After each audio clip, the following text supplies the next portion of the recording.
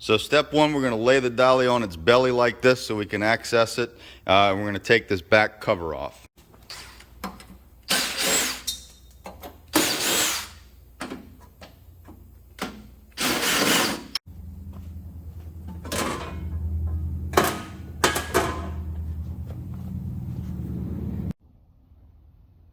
Okay, to replace this indicator wire, you can see it's got two ends. This is the end that goes into the indicator.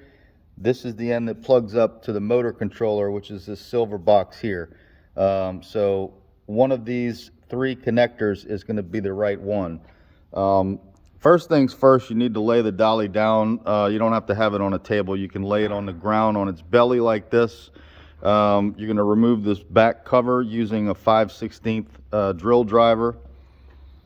And then if you look down here, you're going to look for the wire with the pink and black connection on it. That is going to be your indicator harness. Now this wire is routed up through here, or it may be routed over the motor. You don't necessarily have to route it the same way.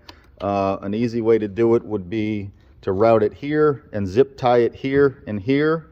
As long as it's not going to touch this chain or touch anything else, you're fine. So once you find the right connector with the pink and black wires, you get this apart by pressing down on this release pin with your thumb, and this pulls apart, and you can verify that it's the correct wire connector because it should say indicator on the motor controller. And you take your new wire and just come in here. Don't force this, just make sure it slides in easily and then goes all the way in and locks like that. For this end of the wire, there's no locking tab. You just gently pull this out. Just make sure you make note of what side the red wire is on, so when you go and install the new one, it's on the same side. And just push that back in. So now I've got the new wire hooked up to the motor controller and to the battery indicator. I've left the old wire in place. I'm not worried about it. The last step would be to zip tie this wire out of the way. You can zip tie it here to some of these other wires. Just make sure that this does not flop around loose in here because it'll get caught in the chain or rub on the axle. And of course, the last step is to put this cover back on. You can reuse the screws.